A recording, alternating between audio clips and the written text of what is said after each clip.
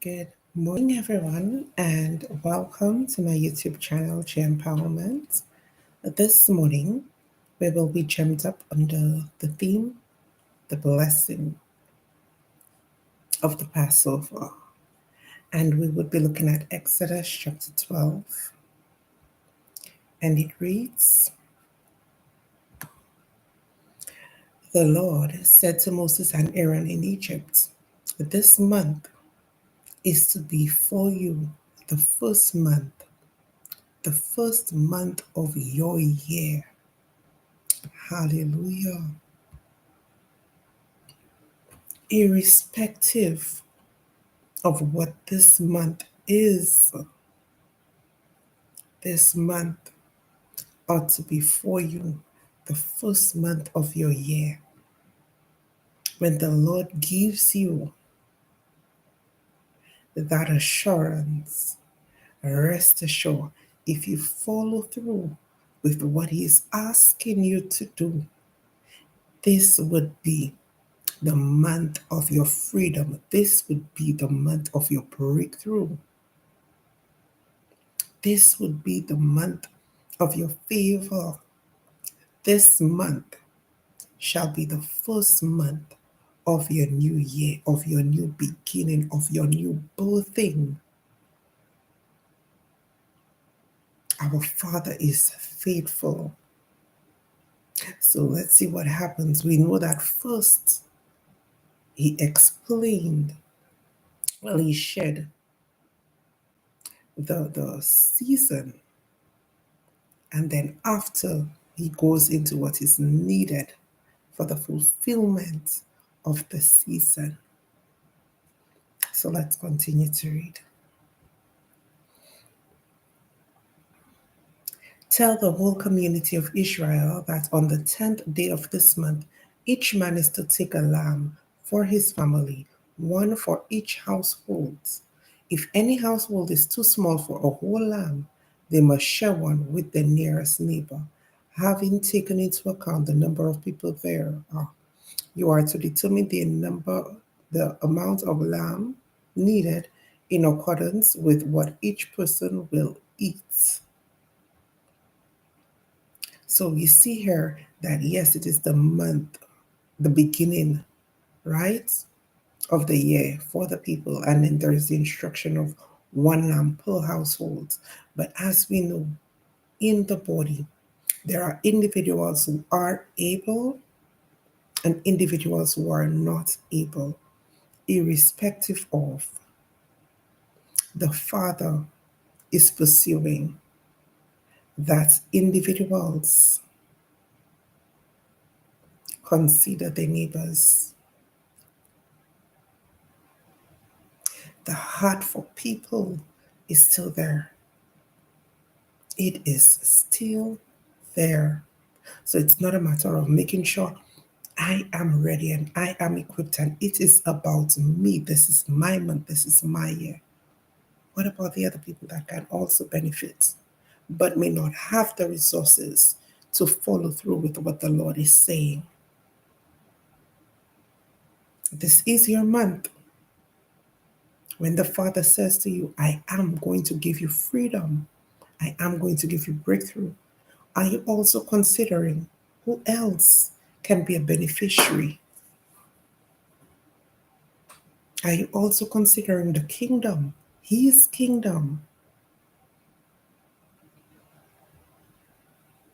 Haggai speaks about individuals building their sealed houses while the Lord's house lay waste, which shows that the Lord desires that we have a heart not just after things for us or our benefits, but the benefits of others.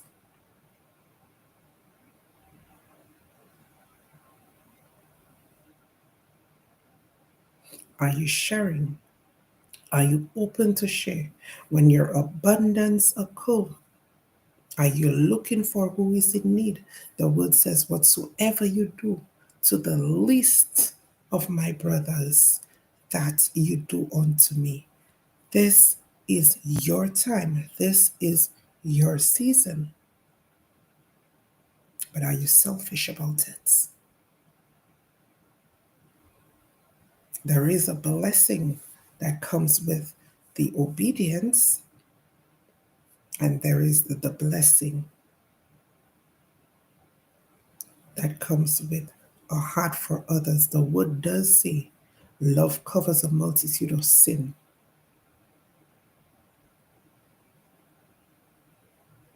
The word requires that we love our neighbor as ourselves. So if you're going to love your neighbor as yourself, wouldn't it be a situation where at the end of the day, your neighbor has a lack and there is a need for obedience to the Lord? And it's not a situation where your neighbor is not willing to be obedient. It's a situation where your neighbor does not have the resources to be obedient, but you have it. But this is the season. Are you willing to assist your neighbor so that they can also be part of the season and they would not be left behind? God is looking at that as well. Consider your ways, just as the book of Haggai says.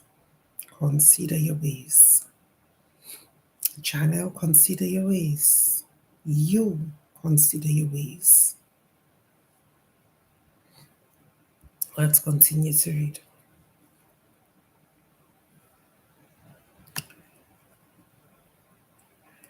We're reading from verse 5. The animals you choose must be year-old males without defects, and you may take them from the sheep or the goats.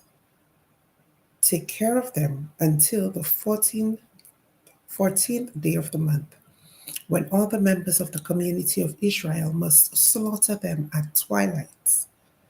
Instruction, specific instruction, right? And it's not a situation where you're told you do it around that time, just before that time. It's okay to do it a little bit later. You have to understand that our Father is so intentional. Even with the timing, it is important for us to consider what He's asking us to do, and not just consider, but obey exactly what He says. It's not a subjective option. Come what may, you follow through with the instruction. And if we're not aware of it in our own lives, sometimes the enemy attempts to derail us because he understands that if we go through with this obedience, we will truly receive what the Lord has promised. Example, fasting. The Lord asks you to fast from 6 to 6 or from 6 to 8, and then you choose to fast from 6 to 3 because you believe your body cannot handle it till 6 p.m. That is disobedience. And then you believe your sacrifice should be honored. But when you bring the Lord a sacrifice, you're denying yourself in submission to what He is asking. He didn't ask you to do 6 to 3.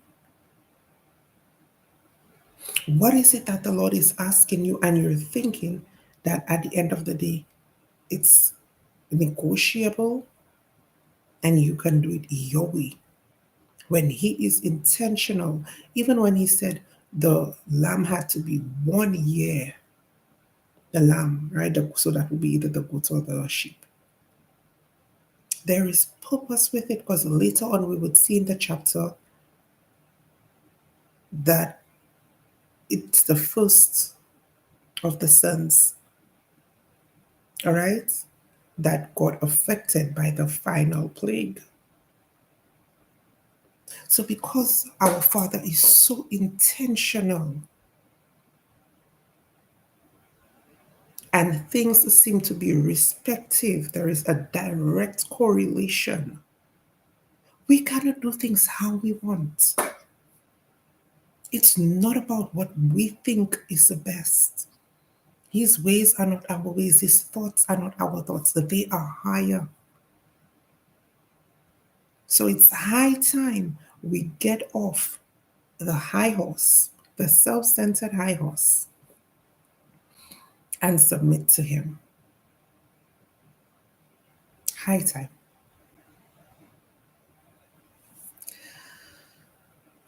We would only see that blessing. We would only see why He has instructed us to do something exactly how He has asked us to do it when we follow through. And it would all make sense. Outside of that, it won't make sense to you. And that's why you may think you can do it how you want. Let's continue. So we will be continuing from verse 9. No, from verse 7. Then they are to take some of the blood and put it on the sides and tops of the door frames of the houses where they eat the lambs. That same night, they are to eat the meat roasted over the fire, along with bitter herbs and bread made without yeast. Do not eat the meat raw or boiled in water, but roast it over a fire with the head, legs, and internal organs, every part of it. Do not leave any of it till morning. If some is left till morning, you must burn it. This is how you are to eat it, with your cloak tucked into your belt, your sandals on your feet, and your staff in your hand. Eat it in haste. It is the Lord's Passover. On that same night, I will pass through Egypt and strike down every firstborn of both people and animals, and I will bring judgment on all the gods of Egypt. I am the Lord. The blood will be a sign for you on the houses where you are. And when I see the blood, I will pass over you. No destructive plague will touch you when I strike Egypt.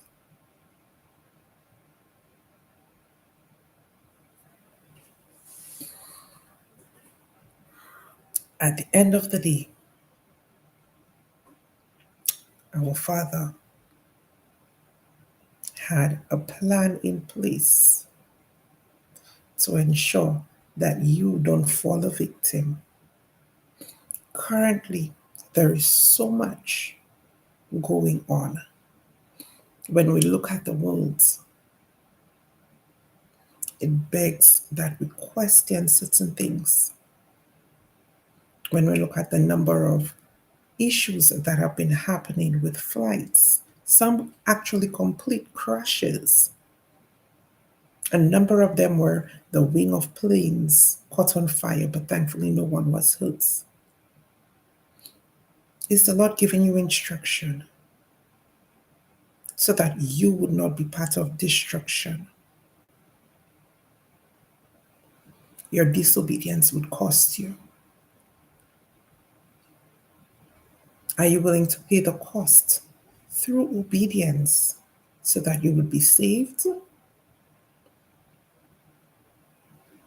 Or are you being so casual that the cost of disobedience would be your portion? We see here that the Lord gave an instruction so that death would pass over his children during the time of what is celebrated as a Passover.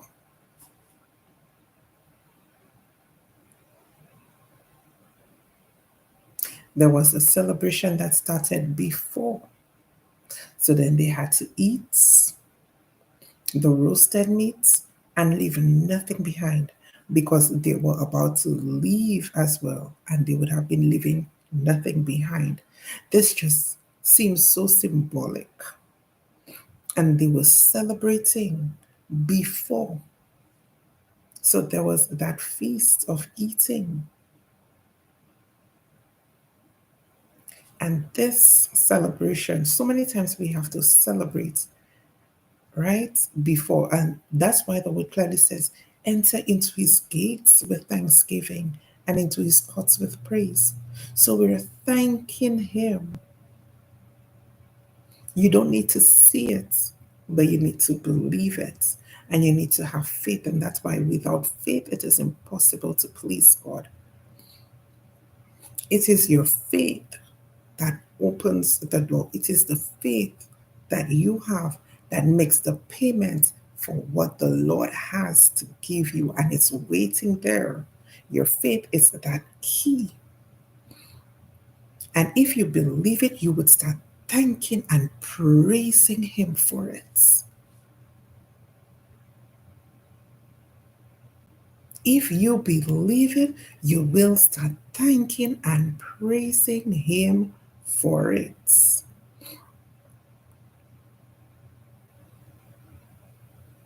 And once you would have done that,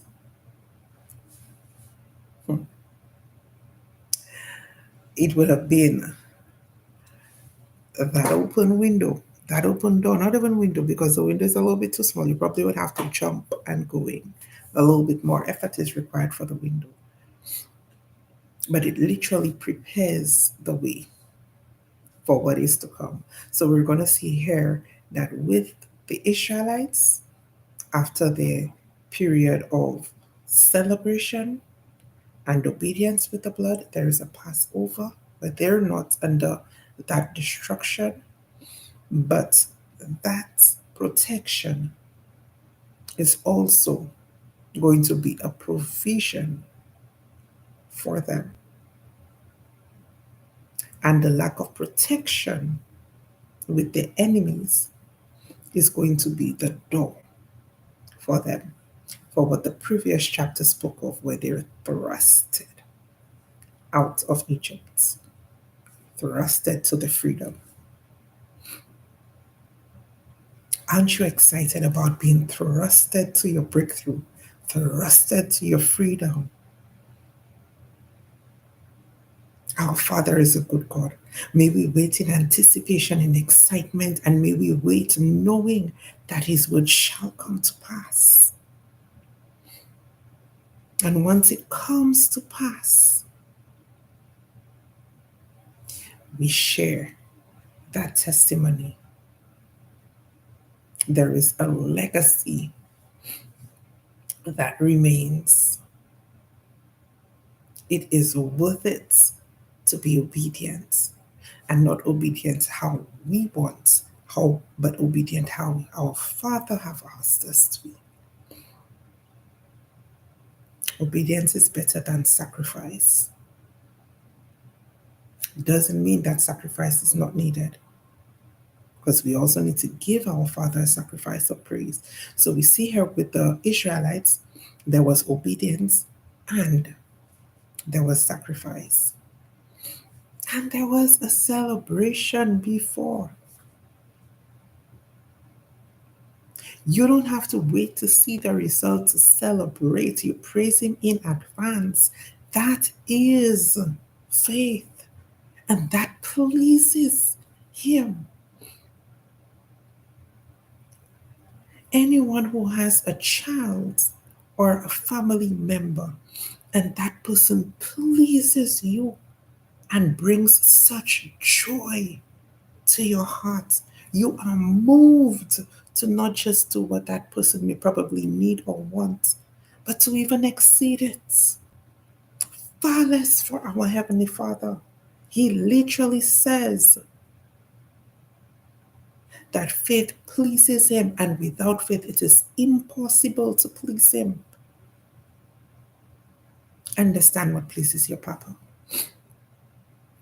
Okay? So let's continue.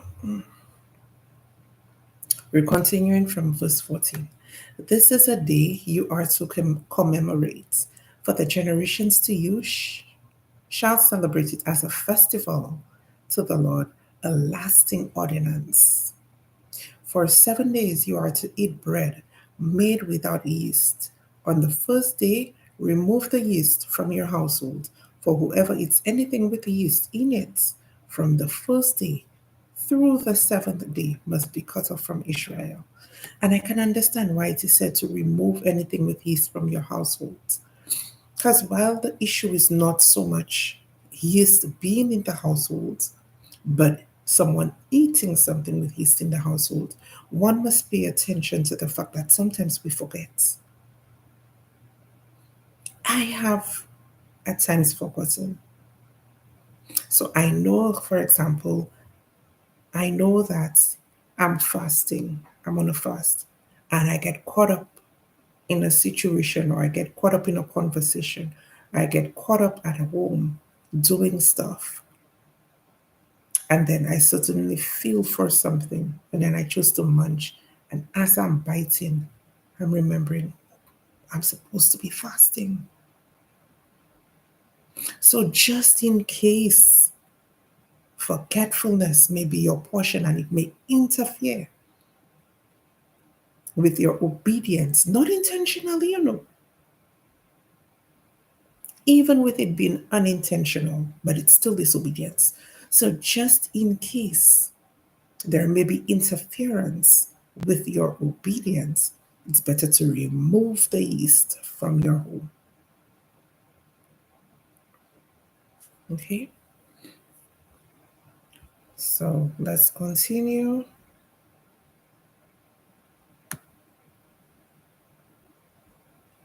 We're continuing from verse 18. In the first month, you are to eat bread made without yeast from the evening of the 14th day until the evening of the 21st day. So 7 days, no yeast is to be found in your houses.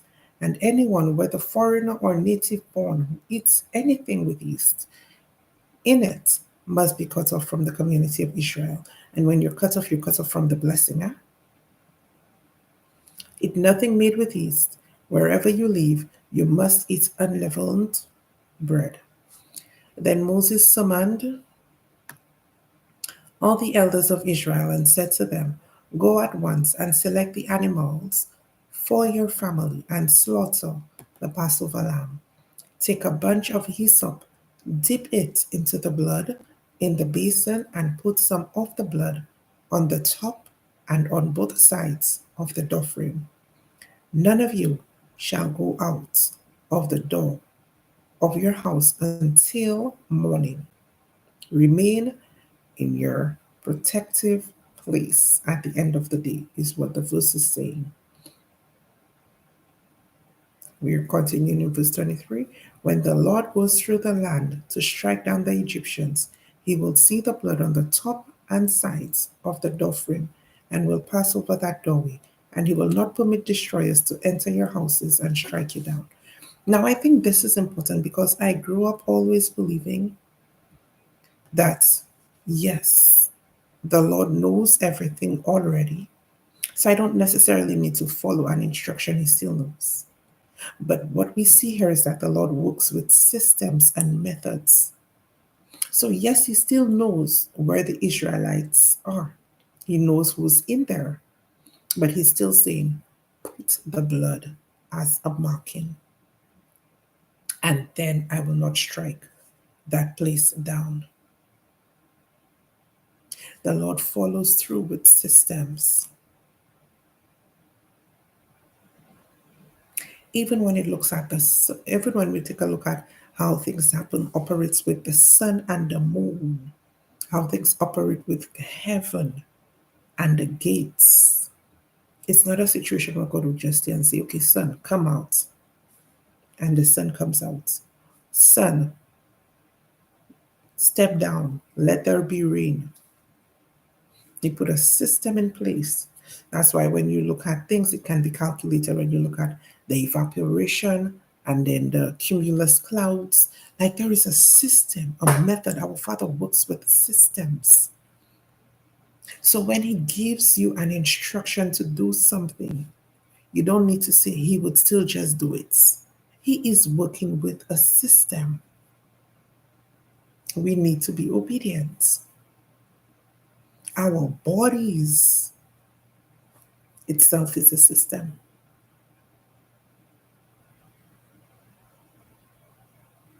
Nature operates with a system. When you look at the four seasons and which plants, which trees grows at which points during what season, then dies at another point and then just um, blossoms up at its respective points. It is a system. So we see here that the Lord has said to put the blood. And even though they did the celebration and everything else, if they did not put the blood on the doors, right, and where He asked you to do it, the top and the sides, there would have been a repercussion because a system was put in place that would go ahead and make, um, how do I say it? Make provision for what is to come. The Lord knows what is to come. Obey the system. Let's continue.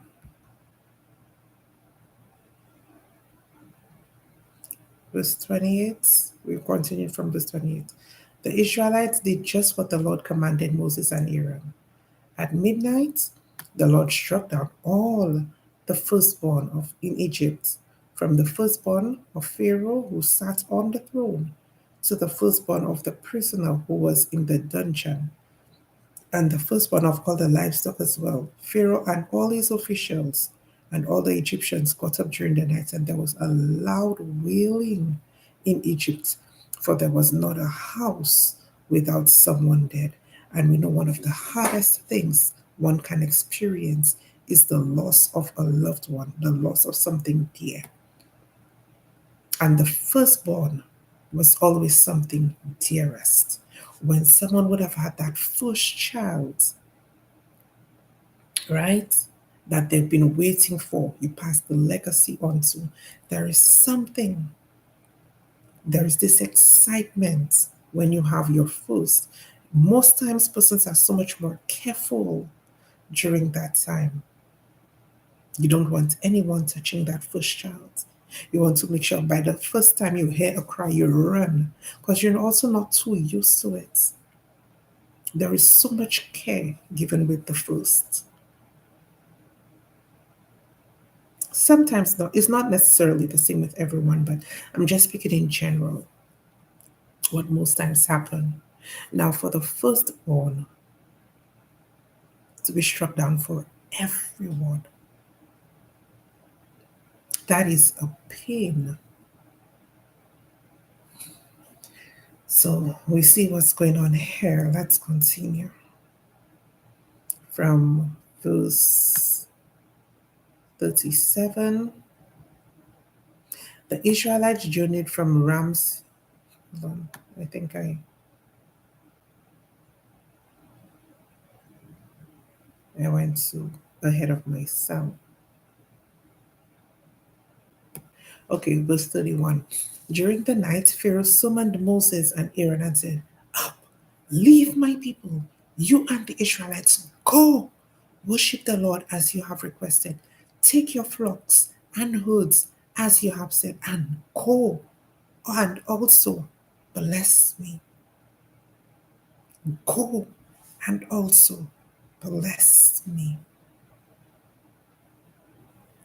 So he realized the level of authority that came from the Father, the Lord that the Israelites served. So he gave. This is the first time he has instructed that they leave with everything that they requested. No negotiation there. But instead, what he requested was a blessing from them. So he is now understanding that he cannot rely on anything concerning himself. There is one who is more powerful than he is, and he needs to seek out that blessing. The same way the Lord has been blessing the Israelites, it is obvious. So now he wants part of that blessing. That's just from his words, right? But sometimes persons are so torn, even though in their soul they don't genuinely mean something, but their heart is so broken, their emotions are so distorted that the mouth would verbalize what is the truth, even though they don't adhere to it when things are probably becoming normalized. But we see this is the case with Pharaoh. So he's giving what they want, and he's saying, "But please don't forget me. You have the blessing, no problem. You're leaving with your blessing, no problem. But don't leave me behind without a blessing." The enemy now asking for what you have, what I have, because they're seeing the hand of our Father upon our lives. This is how the Lord turns the tables. It is worth being obedient. Let's continue.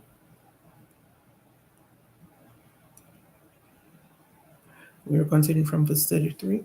The Egyptians urged the people to hurry and leave the country, for otherwise, they said, "We will die." So the people took their dough before the yeast was added and carried it on their shoulders in kneading troughs wrapped in clothing. The Israelites did as Moses instructed and asked the Egyptians for articles of silver and gold and for clothing. The Lord had made the Egyptians favorably disposed towards the people, and they gave them what they asked for. So they plundered the Egyptians. They left with blessings. Let's continue from verse 37. The Israelites journeyed from Ramesses to Succoth. There were about 600,000 men on foot, besides women and children.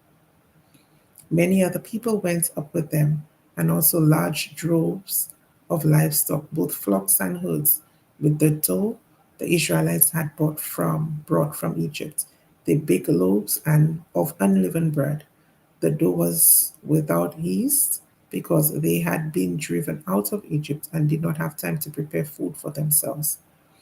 Now the length of time the Israelite people lived in Egypt was 430 years.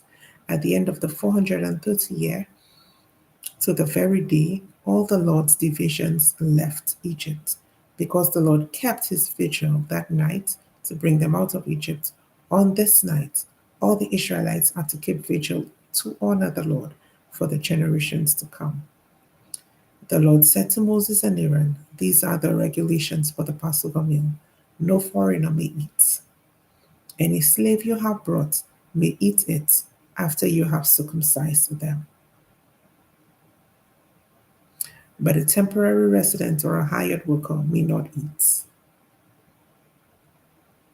It must be eaten inside the house.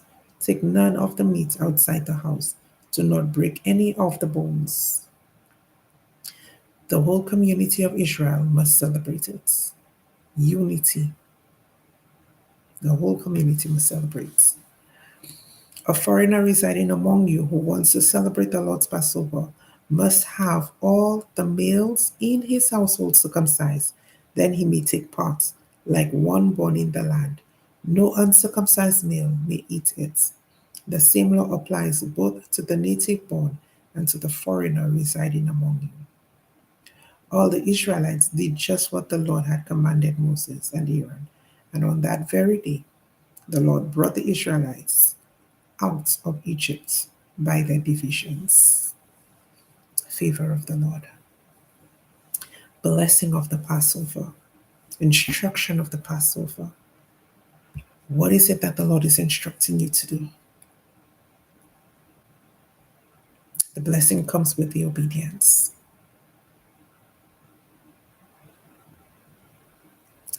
So I would like to thank you for being gemmed up. J.E.M.P. Early Morning, Empowering Devotion. Gemmed. Thank you for being gemmed up with me, Janelle. And I pray that you have a blessed and fruitful day.